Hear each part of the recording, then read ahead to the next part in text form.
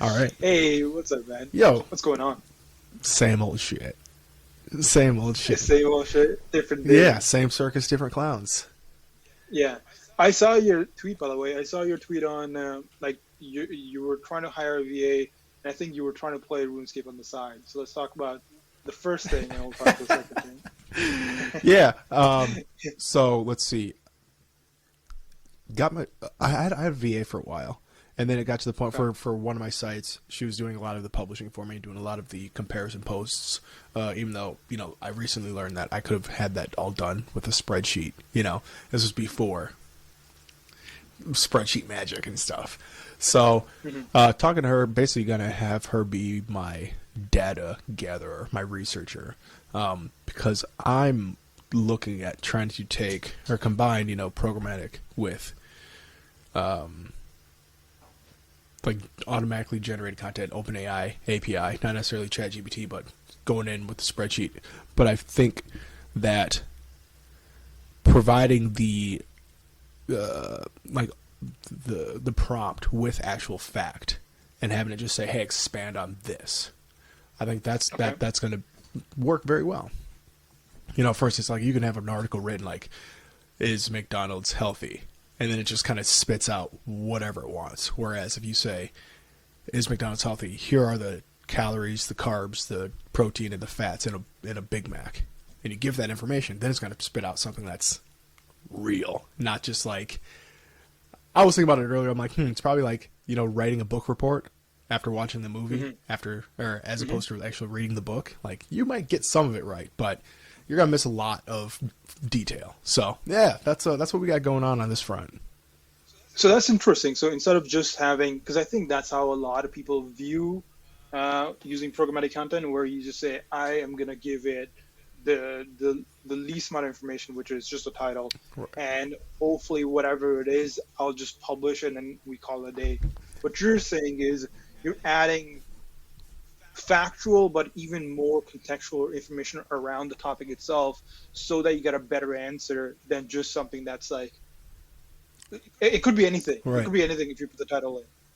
Yeah. No, that's exactly it. Like I think that'll help out a lot with just one being real. Like Yeah. it's not just making some shit up on the fly and like, oh, this perhaps is right.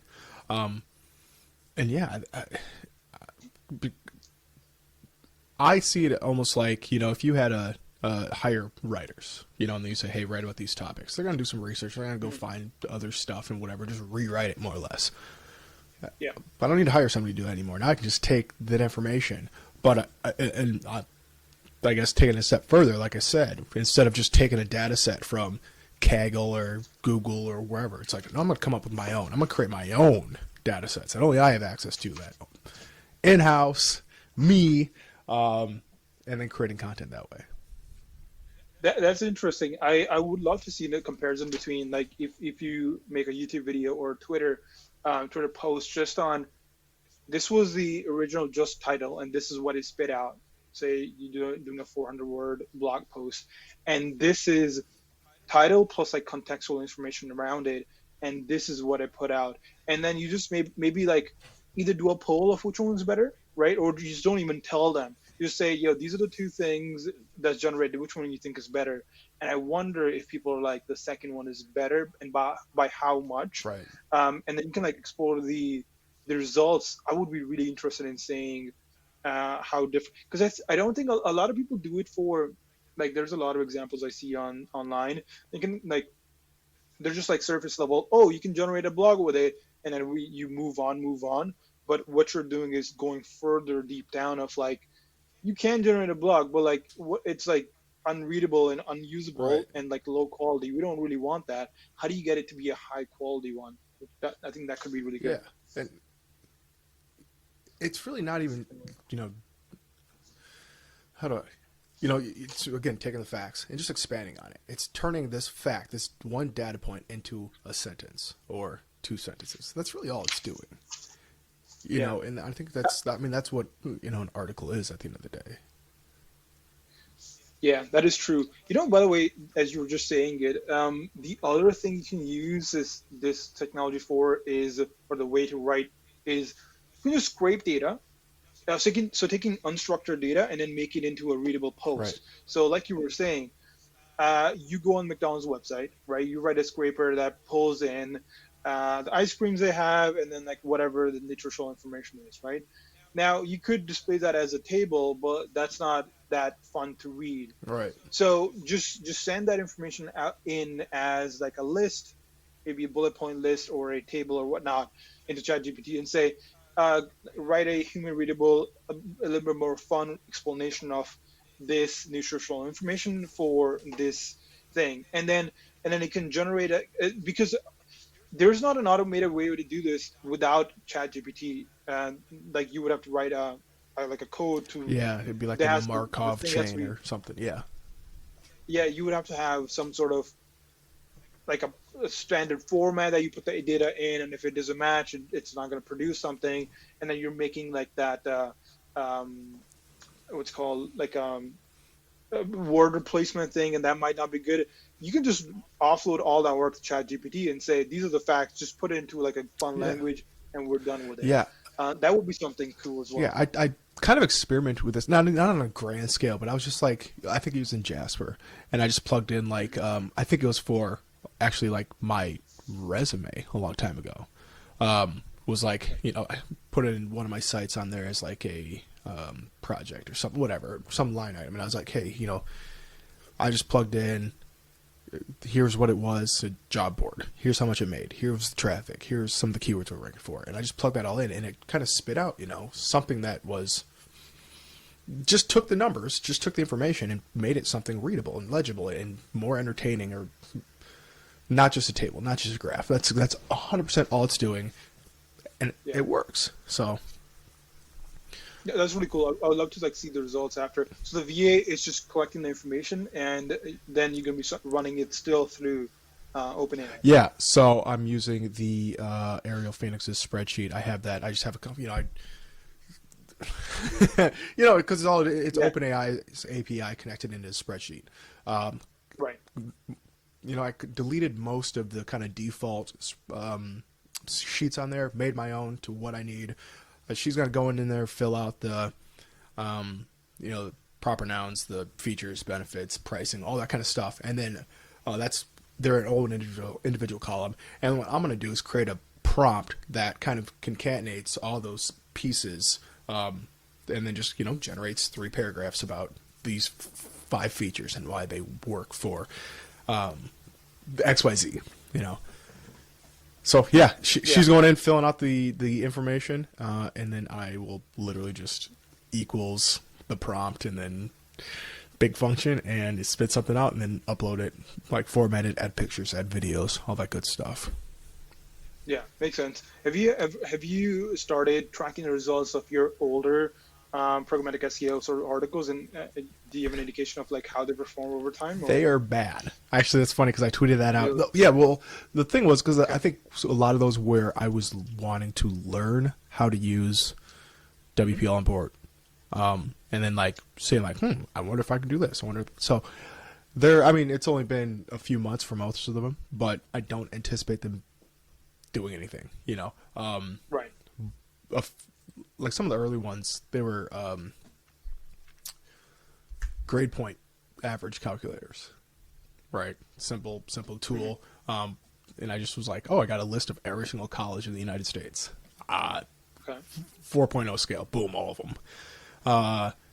And actually, they did well for a while, and then they kind of tanked, and now they're coming back a little bit. But yeah, a lot of them were pretty bogus websites. They weren't good. They're Right. experiments. So I'm more or less waiting for most of those domains to just expire. Don't want them anymore. Don't need them. Right. Oh, okay. So, I mean, I'm sort of seeing this similar, but I haven't created something like I didn't create. This is what my problem was. I actually didn't go out and create like thousands of pages. Mm-hmm. I did like 10 or 20. Yeah. So I can't even like really say the results.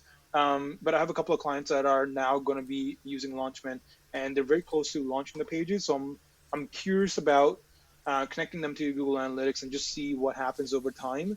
But yeah, it was. I mean, that's good to know that like there's some happening. It's not great, but Right. it's a process that can And be yeah, iterated yeah, on. and that's I'm kind of in the same boat as you. Is just working on a much smaller scale. Like with this project, it's going to be, publishing, like actually not just blasting it with WPL import, like using that to put it in draft, but still going to clean up, edit, make sure it actually reads, make sure there's lists and tables and graphs and unique images and a video. I might record videos for all these different platforms, projects, or products, whatever, to make it an actual something worth keeping around, as opposed to these kind Right. of blasting crews like, hey, if it works, it works. If not, whatever kind of sites. That is true. I actually am gonna show you something. Let me show you one of the projects I was working on. And entire screen. So here's some results. So it's called vclist.info. I think I've shared it a few times on Twitter as well. But essentially, it's like a list of VCs and then the startups they're funding. About 400 pages. But what I was trying to see was, so these VC funds don't actually have, so Springlink, for example, they don't have a great SEO presence. This one's not working. All of them working? Oh, this one's working. So these guys so far ventures. If I just search up, Mm-hmm. there is maybe their own website, but generally they don't have much of like an SEO presence. So I was trying to see if I could actually rank for these words. So taking a look at this is my Google search console. Yeah. It's not great. There's some impressions, but look at the things people are searching for and are landing on these pages. So privatized, which is like these are all venture studio names. Mm-hmm. So it is working. I just need to go in now and make them even stronger, the pages, and do all the backlinking, all that stuff. Right. And these should work. But I haven't had the chance to do this. And the other thing is, it's not making any money for me. So I'm like slacking on Right. finding some motivation. Yeah. Yeah, and that's that's like the hardest part, especially with creating these kind of sites where it's like, hey, we're going to put up 400 pages. And it's like, oh, now that's working. I got to go back in and fix 400 pages. Right. Exactly. Or enhance. That's and a big grow. thing. I think a lot of people don't like when I talk about PSEO. People always talk about the creation part. Is like you take the CSV, you get the information, you get the CSV, you put it out. But now, how do you maintain it, and like how do you add more things to it so it actually, like when the user comes on, he's like, yo, these guys know what they're talking about. And then the other thing, which is how do you bring in outside traffic that is not just SEO Right. and just hoping that would work. I think we have to like think about the whole cycle. The second part is where we're lacking, I think, right now. Mm-hmm. Yeah, it's. I don't know. I've been kind of thinking about that also, like how to incentivize people to, actually share what they're seeing, or make it so I could share it and not be seen as just like, oh, this is just somebody trying to get traffic to their site. But it's like, no, this is a resource that could be useful. The problem is, at least on my end, is most of it's like product-based stuff. Hey, this review, stuff like that. I've seen it organically shared a lot, which is really fantastic. But because just not to rely so heavily on SEO, because you never know. Yeah, that's true. Well, with the changes coming in, that's a good segue, by the way. Have you? I know last time we talked about when it was coming out, the Bing search and whatnot. I've been on a binge of like just listening to different people and trying to see from the videos, like early videos of people that have access to Bing, to see like what the next thing might be. But have you had any like chance to play around with it? I did for a very, very small amount of time. I just looked up myself, see what it had to say about me, and Yeah. What did it say? Did it come up with something? it came up with something. It was like 60% correct. And then I said I was like the founder of some company that I used to work for, so that was not. Oh, really? Yeah. Wait, I didn't know that you actually. I'm still on the wait list. I haven't tried it yet. I don't know how. I think I just went on there one day and it was just available. So I don't. Oh, okay. Yeah, I think it's funny. Because I'm on like I go on the OpenAI subreddit. I have it. I'm subscribed to it or whatever. So I see it on my home feed, and it's just funny to me how so many people like think that because Bing is connected to OpenAI or ChatGPT or whatever the case is, they're treating the Bing chat like ChatGPT, and that's not what it's like designed to do or anything like that. Like they're trying to have conversations with a search engine, Right. whereas they need to just be on ChatGPT having conversations with that. It's not meant to go back and forth. Oh, hold on. I think there was a chat option there as well. Is there? Well, it seems like they're trying to they're continuing to try to treat it like ChatGPT, or maybe they're not they don't have those options turned on, or maybe they're I don't know, trying to do the jailbreak thing and like, hey, well, look at, I can get it to swear. Like, cool. Yeah, Who cares? I think this is the thing I want to talk about as well. Both Google and like Bing, they're saying that they're gonna have AI in the search bar, but I think the strategy that they're both going for is a little bit different. Google is what you're saying, where you put the question in, you get the answer, and then you move on with your life, right? You go on. With Microsoft, I think they're trying to replace the whole search results into a single text box that you can chat with.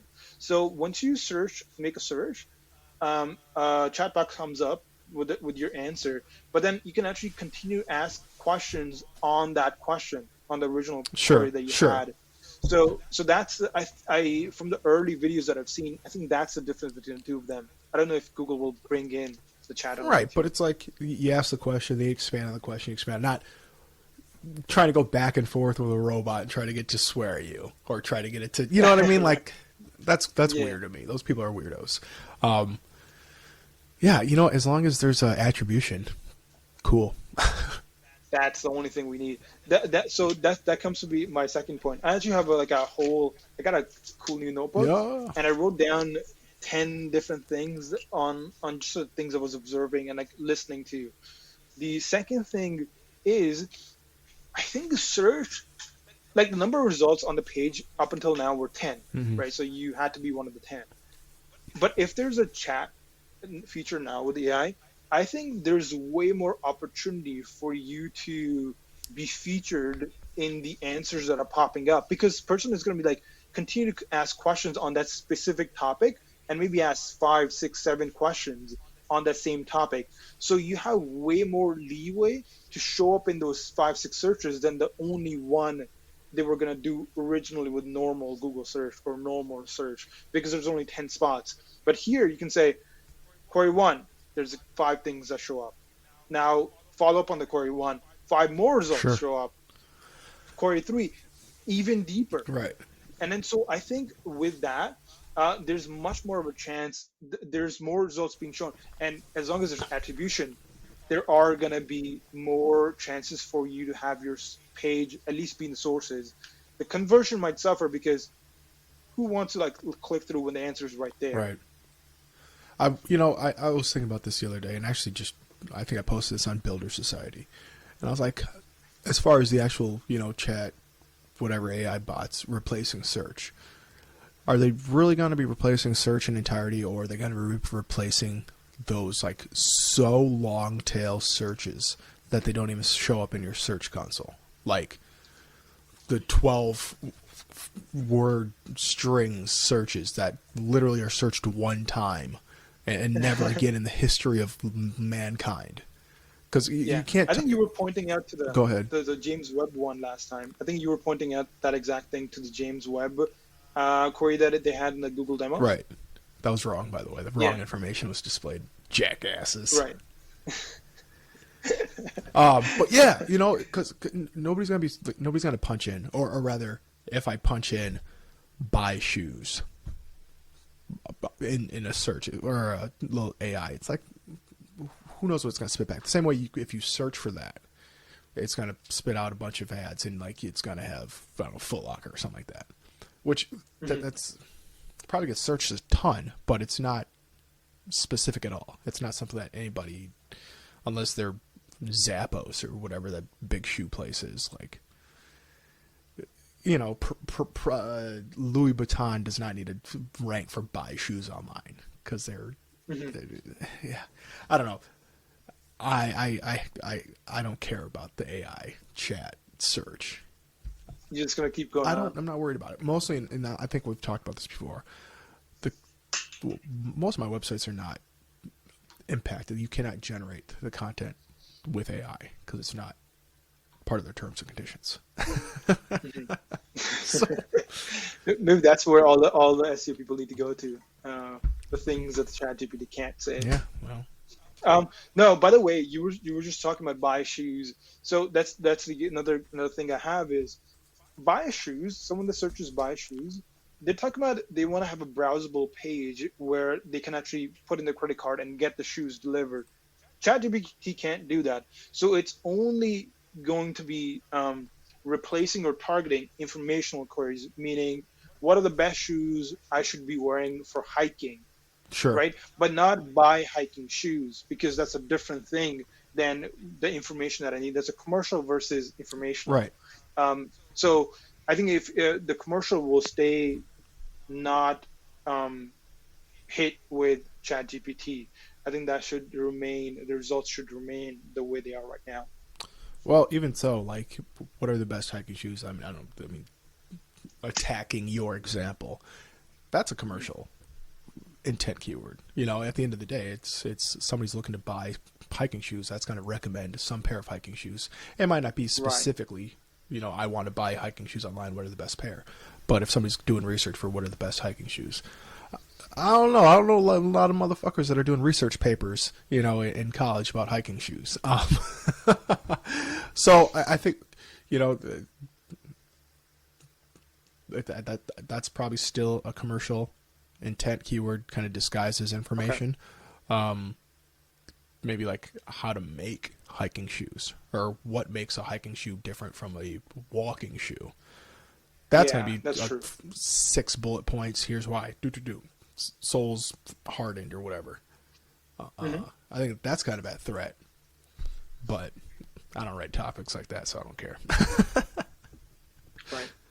Right.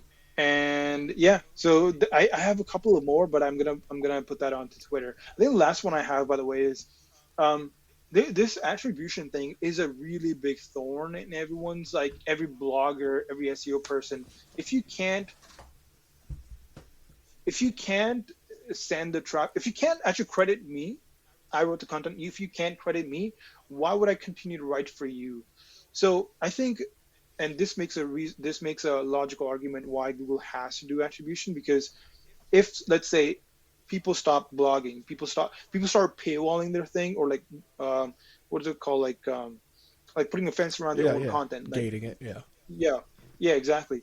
Don't come in here. This is not for you. You can't use my information. Kind of like a robust.txt.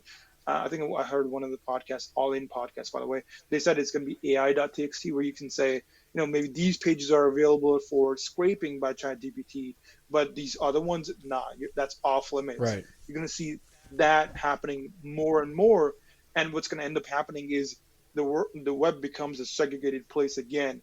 There's this side, you know, this content can only be scraped by Bing, but not by Google. But like this one can be done by Google, but not Bing. So like these weird kind of like content paywalls or walled gardens being built if the attribution thing isn't dealt with or addressed. Sure. Yeah.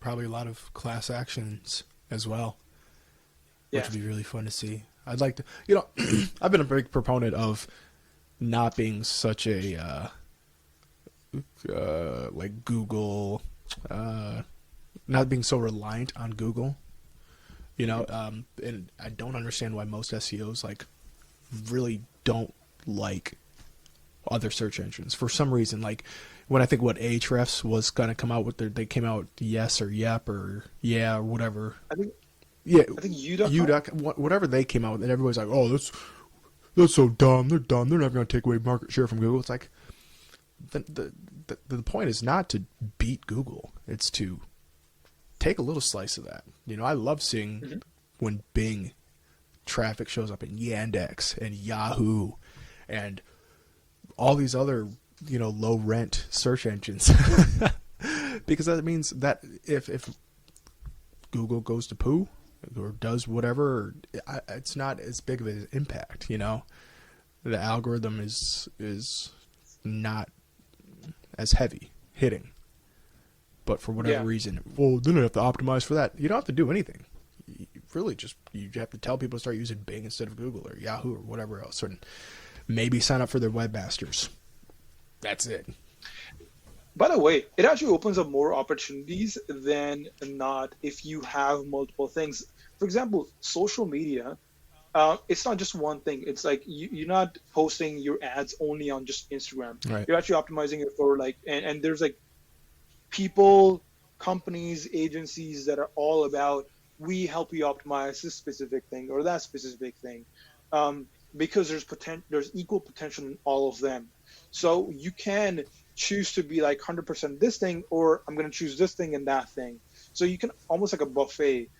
By having more options, like you're saying with you.com or Google or Bing, you're just increasing like where your playing field is, instead of just being locked to the one that's default, and anytime they do something different, then you're impacted by it, Right. and you just have to take it. You can't really do anything about it. Yeah, not only that, but all these other webmaster tools offer, well, all these other different webmaster whatever platforms that offer different tools that you could utilize. Granted, you're not going to have the same amount of data depending on your search traffic, but you can see some other things, other search queries that you might not get, or like the Bing has some free like heat map tool, Clarity I think it's called. Really?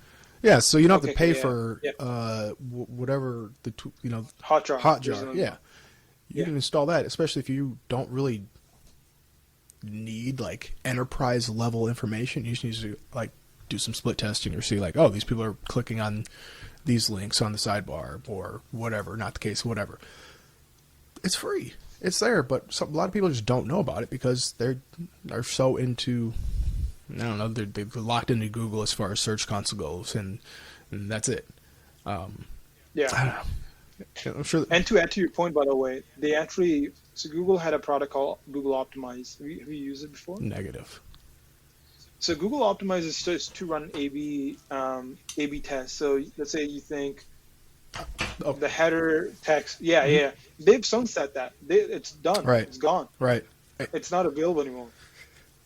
So that's kind of like the thing. So once it's done, like what are you gonna do? What are you gonna move to? You can't move to anything else because there is no like a free tool that can replace that. You gotta go out and get that functionality elsewhere.